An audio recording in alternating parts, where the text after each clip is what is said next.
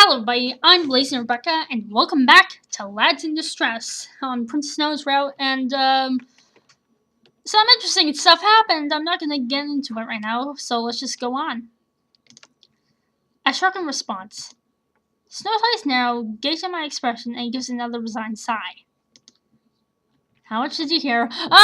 Okay, he knew we were listening. Surprised by the question, I stare as I try to decide whether I should admit I've been eavesdropping and then confess what I heard. You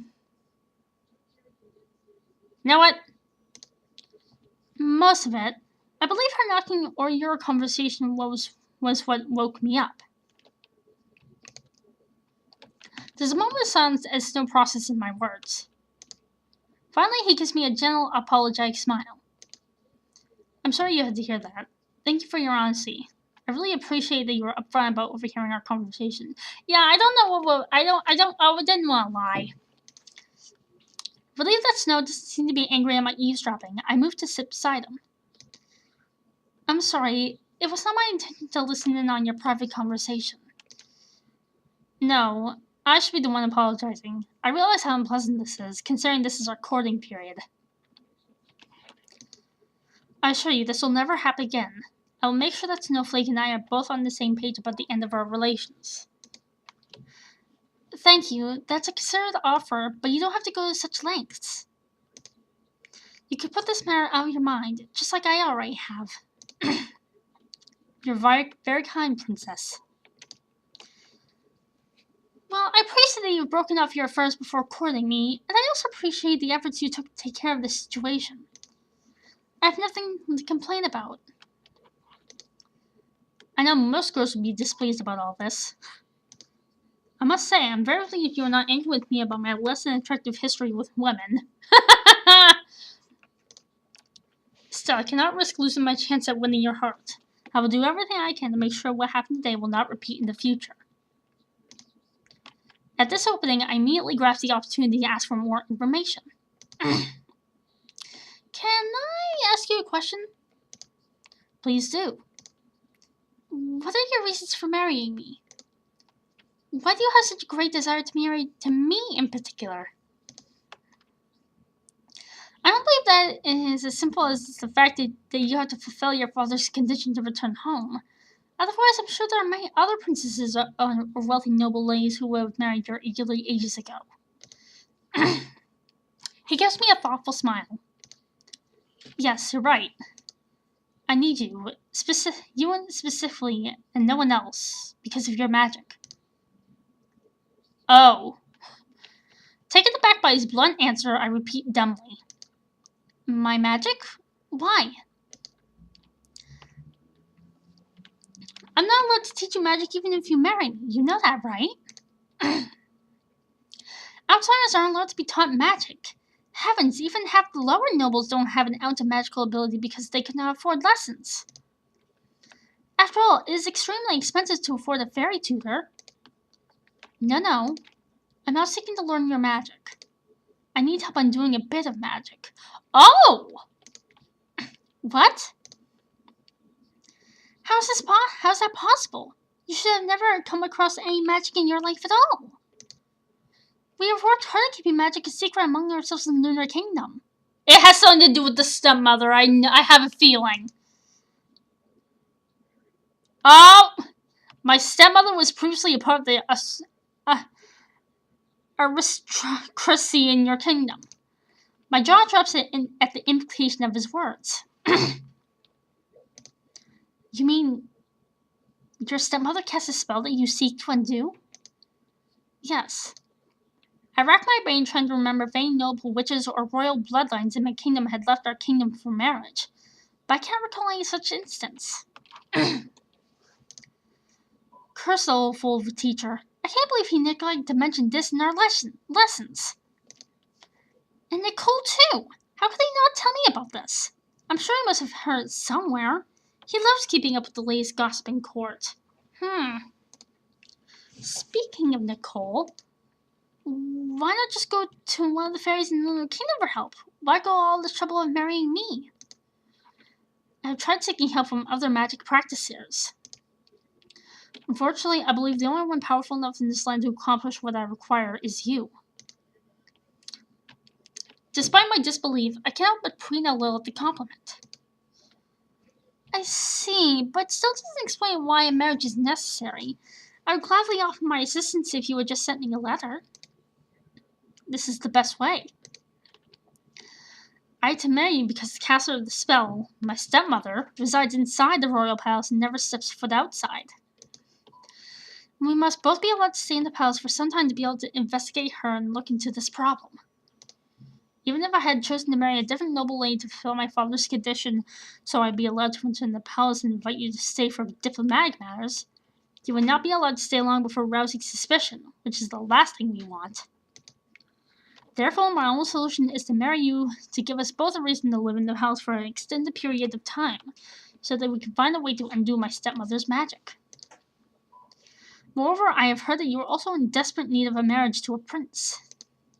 The truth is, my stepmother is controlling most of the power in the kingdom right now, taking advantage of my father's weak state.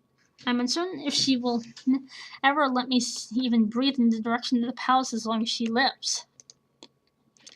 If you help me undo my stepmother's curse and expose her for the witch she is, she will lose her power and can no longer stop my father from reinstating me as crown prince. I will be allowed to take my rightful crown and the title back. When I'm coordinated as king, our nations can be allied, just as you wished. We can kill two birds with one stone with this marriage if you decide to help me. I don't quite know how to respond to that. It's clear Snow has put a lot of thought into this plan before. I apologize. I realized I should have told you about this before I started courting you. However, I was wary of trusting someone I barely knew with this important secret of mine, so I decided to wait. I hope you understand and forgive my withholding of information. If this is too much for you, I understand if you want to bring our relationship to an end. I will not hold it against you. Snow's head is bowed low, looking humbled. Still trying to process the information, I hold a finger to let him know I need a minute to think.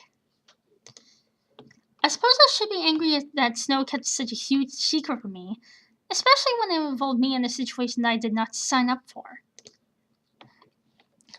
Yet I can see where he is coming from. This certainly is no simple matter. Accusing a queen of witchcraft in kingdoms outside of Lunar Kingdom is equal to treason. Part of me is secretly happy that Snow's trusted me with this, although we have only known each other for a short period of time. The question now is, should I help him or not? I must ask, what kind of spell is it? I'm not certain, but I believe it may be a curse. A dark curse. Heavens! I try and fail to suppress the leap of excitement inside the idea of a curse. How exciting! Snow eyes the eager look interested by face with a hint of confusion and amusement. Oh, I see that you may need more details before you make an informed decision. I nod enthusiastically, though my mind has already been made up. As if I could ever turn down the chance of being the one to break a dark curse. Well, to be more precise, it's a curse of death on my lips. What? Excuse me? I certainly was not expecting that. How should I explain this? Yeah, you might need to. My stepmother kindly informed me about the effects of the curse while gloating about what she has done. My lips are cursed. The first kiss numbs the person's heart to feelings, the second makes the person forget, and the third kills them. Holy crap! What the hell? What? I would have burst out laughing if one with a serious expression on Snow's face. That is a ridiculous curse. The idea is ludicrous. I've never heard anything like it. Impossible. He must be mistaken. Most unusual. I finished my sentence politely. I assure you I am not jesting. That is the effect of the curse. My previous lovers all knew that they could not kiss me on the lips, though they did not know why. find it difficult to wrap my mind around such a curse, but the reappearance of that glint of hollow sadness in his eyes convinces me. Oh. Suddenly I understand the brief flashes of loneliness and deep sorrow in the depths of his eyes, and even his flirtatious, frivolous attitude. How difficult it must have been to live the burden of such a curse, to let the heavy secret weigh down on his soul, yet never speak a word to another for fear of being burned at the stake, to maintain a careful distance from even his most intimate lovers. There's not a feeling in my chest as I try to imagine being in his shoes. Originally, I chose him out of my usual sense of responsibility to help the ones who can't help themselves, to do what no one else can. Yet now, somehow without my noticing it, my reasons slowly changed. In the last week, I have genuinely come to respect and enjoy being with Prince Snow. I want to help him because he is my friend. I want to restore the usual bright smile on his face. Alright, I will do everything in my power to help you. You have my word. In fact, I will marry you right now. Well, that's a bit quick. What? His jaw slackens, and if it weren't for the severity of this moment, I would have laughed out loud at his expression of shock. We can get married now if you wish, so we can head to your palace immediately and begin our investigation. What?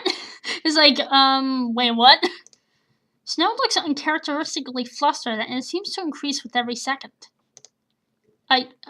No. No? I mean, yes, I'm extremely desperate to break the curse, as you know. I would also love to marry you. You have no idea how happy it makes me to hear this. But no, not like this. What do you mean? Why not? Just let me have this month to court you, just like our tradition dictates, please. If you still wish to marry me by the end of the month, we can get married immediately, but not any sooner than that. I shake my head at him, baffled. Shouldn't he be jumping for joy at the fact that I'm willing to skip ahead to the marriage part? Yeah, but tradition... I know he must be in a hurry to return home. I can see the desperation and tension written all over his face. I didn't expect you to be one for tradition. Snow chuckles weakly as he brings my hand up to his mouth and presses a kiss on the back of my hand. I'm usually not, but seems like when it comes to you, I don't quite act like myself anymore. Caught off guard, I can't hide the blush that covers my cheeks and mumble quietly. I still don't quite understand why you want to delay our wedding. Don't misunderstand me. I appreciate what you offer, truly, but I can't accept yet. You should at least spend a month with me during our courting period to decide if you can stand me or not. After all, you have to spend the rest of your life with me if you marry me. I care about you. I know you will have a great desire to help people, but I don't want you stuck in a miserable marriage just because of a momentary urge to help this poor lad. Snow is giving me with such an uncharacteristic gentleness I find myself giving in. Fine. Whenever you change your mind, let me know. My offer still stands. Snow takes my hand and presses a kiss to the back. Thank you, Princess Charming. You really are an angel sent from the heavens. Oh, cheesy. Okay. I stare at all the people around us, my eyes wide. Everywhere I look, there are smiling faces. The sound of laughter and chatter is deafening. I can even hear beats of music playing in the far distance. Someone bumps into me hard out of nowhere, and I give a little squeal as I lose my balance. Thankfully, Snow is there to grab my shoulder and keep me upright. He turns to me and shouts to make himself heard above the noise.